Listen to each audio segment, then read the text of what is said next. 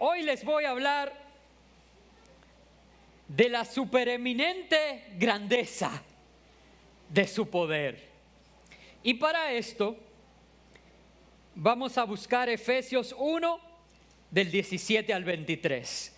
Quiero que lo busquen y lo tengan allí, porque antes quiero introducirles diciendo que algunos de ustedes o algunos de nosotros no entendemos el porqué de la algarabía, el porqué de esta gran fiesta, por qué desde el domingo pasado el pastor con tanta emoción anunció hoy la fiesta de resurrección. Y yo sé que muchos quisiéramos entenderlo. Muchos vimos eso, la pasión que el pastor puso en el anuncio. O quizás vimos cómo la persona que nos invitó se mostraba alegre al extendernos la invitación a venir aquí hoy. Quizás en este momento genuinamente hay personas que todavía quieren entender por qué los muchachos saltaban y gritaban y cantaban: vive, Él vive, con tanta alegría. Es más, habrá alguno allí en medio de una situación difícil que cual pesca milagrosa está pidiendo que pasara algo sobrenatural ahora, que le hiciera entender que ciertamente Jesús ha resucitado. Pero la verdad es que no logramos entender en su justa dimensión el milagro de la resurrección, porque todo el enfoque en nuestra vida está en nuestra circunstancia o está en nosotros mismos. Y quiero demostrárselo a través de una simple ilustración y de que hagan junto conmigo un breve ejercicio. Y tomemos primero una circunstancia. Vamos a tomar, por ejemplo, la pandemia y el regreso presencial a la escuela. En el regreso presencial a la escuela, pudiéramos preguntar aquí a los padres: ¿ya pensaron en comprar uniformes? Qué difícil. ¿Ya compraron los zapatos? Sí, porque conozco de algunos que en los Zoom tenían pantalones cortos y el poloché de la escuela, que solo se veía de la cintura para arriba. ¿Compraron zapatos?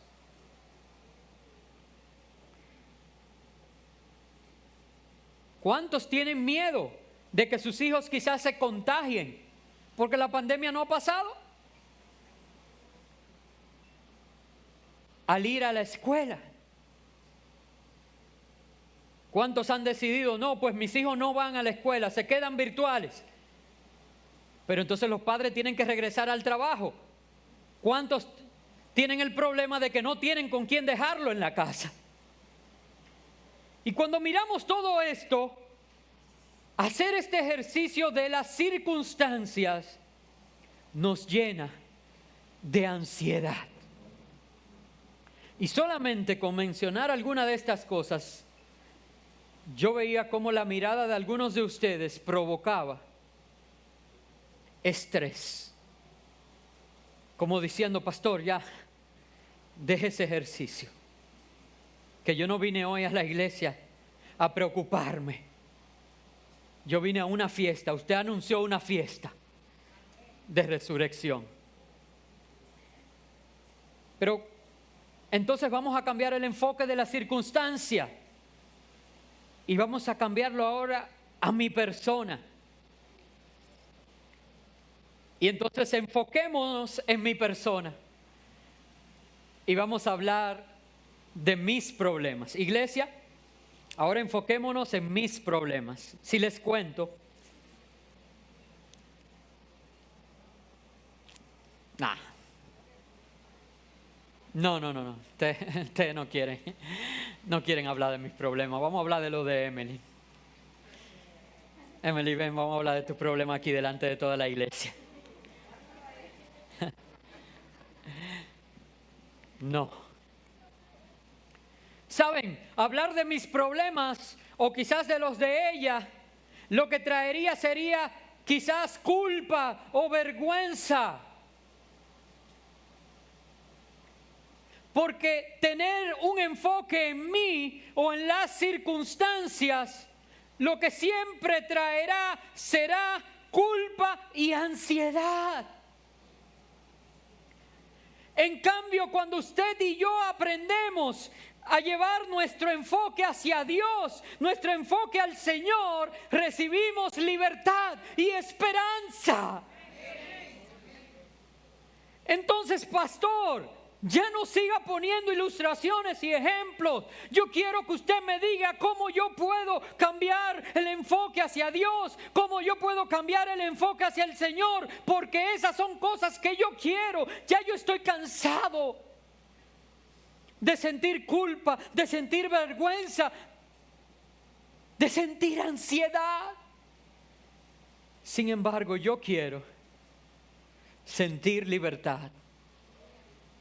Yo quiero tener esperanza. ¿Cómo cambiamos el enfoque?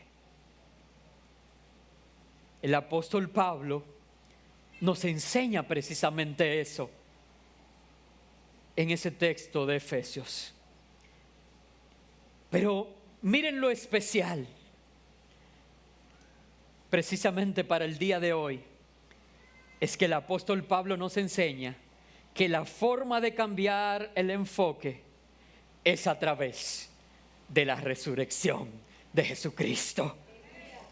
Es por esto que aunque me voy a basar en un solo verso, el verso 19, quiero leer el contexto completo. Quiero que me acompañen a leer Efesios 1, 17 al 23, antes de predicarles solamente prácticamente del verso 19. ¿Me acompañan?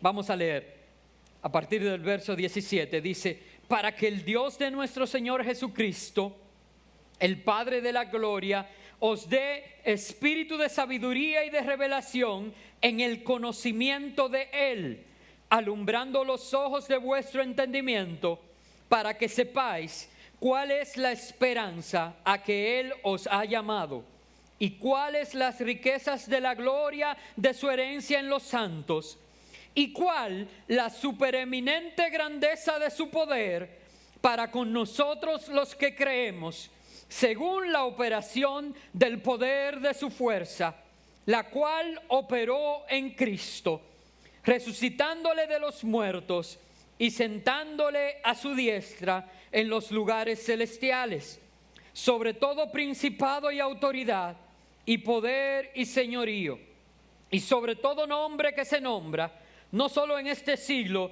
sino también en el venidero, y sometió todas las cosas bajo sus pies, y lo dio por cabeza sobre todas las cosas a la iglesia, la cual es su cuerpo, la plenitud de aquel que todo lo llena en todo. Alabado sea el Señor.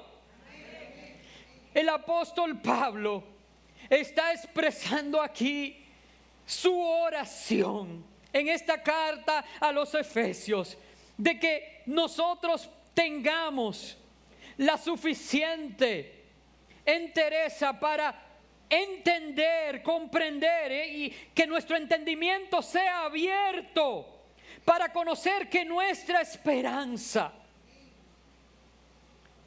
está en reconocer que a través de ese poder que permitió la resurrección de Jesucristo, tú y yo podemos recibir en nosotros Y yo hacía un ejercicio esta mañana que quiero hacer con ustedes. Cuando digo esta mañana es en el primer servicio. Va a costar tiempo que nos acostumbremos, ¿verdad? A que esto es, no debo decir, y yo decía, no, porque lo estoy diciendo para ustedes por primera vez. Que en el verso 19 claramente Él expresa que el sustento de nuestra esperanza está en esto, en que ese poder está disponible para ti y para mí hoy. Ahora, ¿qué poder es este? Y yo decía que Pablo usó todo el diccionario griego en ese verso. Que aún esta palabra supereminentemente, yo dije que viene de una raíz etimológica, de donde sale la palabra hipérbole, pero que yo no me voy a detener en eso porque ya voy a usar el griego ahorita en 3 palabras que voy a definir, sino que la voy a tomar en español, así como está, supereminente. Y que la voy a dividir para que usted entienda lo que el apóstol Pablo quería significar con esto. Y cuando nosotros usamos la palabra super y la utilizamos delante de cualquier palabra, ¿qué significa esto? Que eso es lo máximo. Yo ponía el ejemplo de los muñequitos. Que cuando nosotros tomábamos un hombre y le decíamos Superman, ¿qué estábamos diciendo? Que era el más poderoso de los muñequitos. El Superman, ya, no había nada más.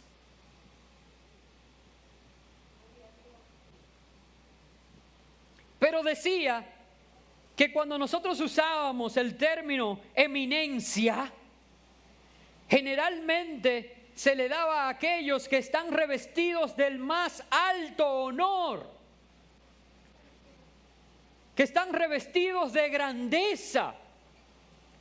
Por eso usted ve que a alguien que ocupa una posición revestida de grandeza, de un gran alto honor, se le dice su eminencia. Y cuando Pablo habla de una grandeza y de un poder supereminente, lo que él está tratando de decir es que en mi vocabulario no hay una palabra que pueda expresar la grandeza del poderío de Dios. Lo que él está diciendo es: piensa en lo más poderoso que tú puedas imaginar, y por encima de ese poder está el poder de Dios. Por eso Pablo está utilizando todas las palabras que el griego le permitían utilizar para decir: por encima de todo el poder que puedes imaginar está el poder de Dios. La supereminente grandeza de su poder. Pero si eso en sí mismo es emocionante, lo que complementa esa oración es lo que hace que tú te apropies de eso. Porque dice: todo ese poder está disponible, pero no para todo el mundo. Sino que, ¿cómo dice tu Biblia? Léelo en tu Biblia para que no crea que yo me lo estoy inventando. ¿Para quién? Para los que creemos en Él. Quiere decir que todos los que estamos aquí, porque aún el que entró hoy aquí y no cree, puede ahora creer, para que al salir de aquí ese poder también esté disponible para ti. Entonces ahora podemos entender por qué Jesús respondió: para el que cree, todo es posible. Porque el supereminente, grande poder de Dios está disponible para ti. Y mira cómo termina entonces este verso. Dice: según la operación del poder de su fuerza. Óyeme bien, 3 palabras: operación, poder y fuerza. Voy a completar con el verso 20 para compartir contigo lo que esas 3 palabras, el sentido que esas 3 palabras le dan a ese verso. Según la operación del poder de su fuerza, la cual operó en Cristo, resucitándole de los muertos y sentándole a su diestra en los lugares celestiales, sobre todo principado y autoridad y poder y señorío, y sobre todo nombre que se nombra, no solo en este siglo, sino también en el venidero, y sometió todas las cosas bajo sus pies, y lo dio por cabeza sobre todas las cosas a la iglesia, la cual es su cuerpo, la plenitud de aquel que todo lo llena en todo. Y es importante estas 3 palabras, porque esas 3 palabras en el griego, cuando habla de operación, la palabra en griego es energeia.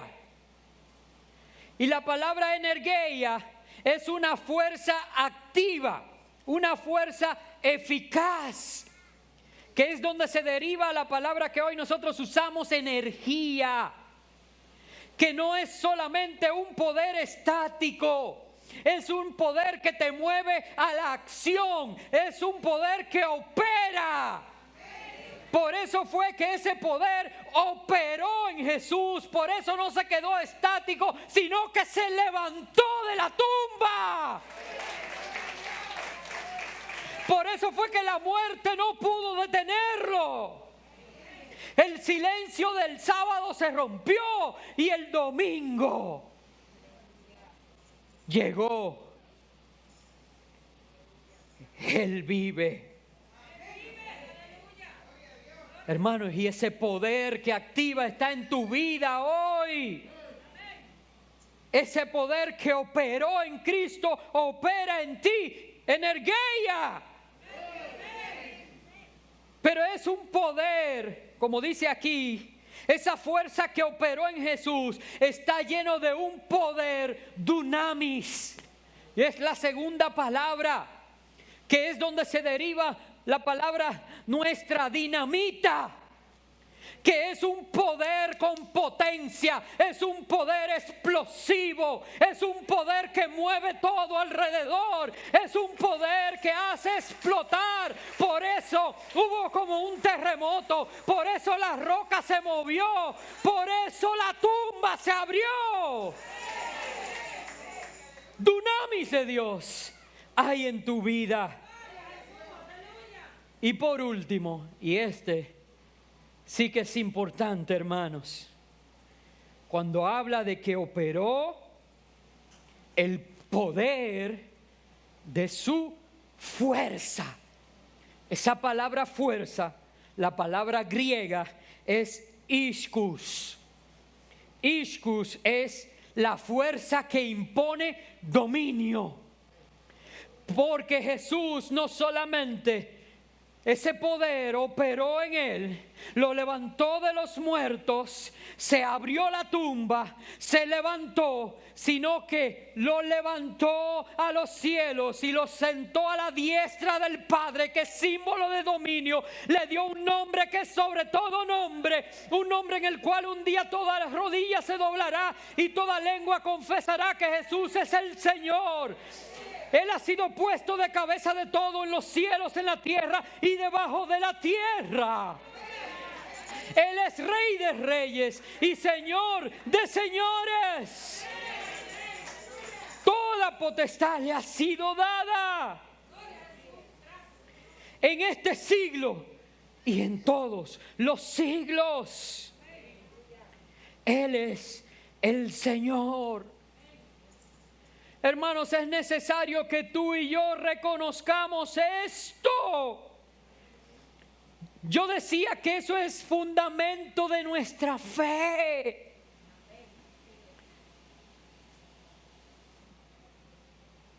Yo hice una trivia esta mañana. Decía, usted sabe que Jesús no fue el primero en volver a la vida.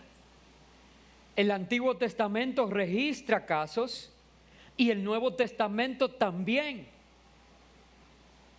Y yo preguntaba por qué la Biblia llama a Jesús primicias de la resurrección.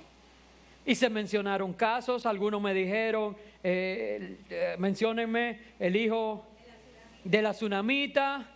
¿Quién? Es una trivia. Lázaro. Se mencionaron casos. ¿Por qué llamamos a Jesús primicia de la resurrección? Porque todos ellos revivieron para volver a morir. Pero Jesús venció a la muerte. La muerte no pudo contenerlo. Jesús se levantó y Jesús vive. Él vive para siempre. Se levantó y su cuerpo está transformado. Y Él habita en los cielos a la diestra del Padre. Y está esperando volver. Y cuando Él vuelva, los muertos en Cristo se levantarán y sus cuerpos serán transformados. Y los que hayamos quedado seremos arrebatados juntamente con ellos. Y allí en las nubes le recibiremos. Y entonces estaremos para siempre con Él. Y ahí entonces será nuestra resurrección. Él es la primicia de la resurrección. Entendamos eso. Él es el alfa y la omega, el principio y el fin. Él es el Señor. En Él está la fuerza y el poder, la energía, el dunamis, el iscus. Y ese poder vive ahora en ti, vive ahora en mí. Cambiemos el enfoque. Hermanos, la esperanza a la que tú y yo hemos sido llamados no depende de ti, no depende de mí. La esperanza a la que tú y yo hemos sido llamados no depende de nuestras circunstancias.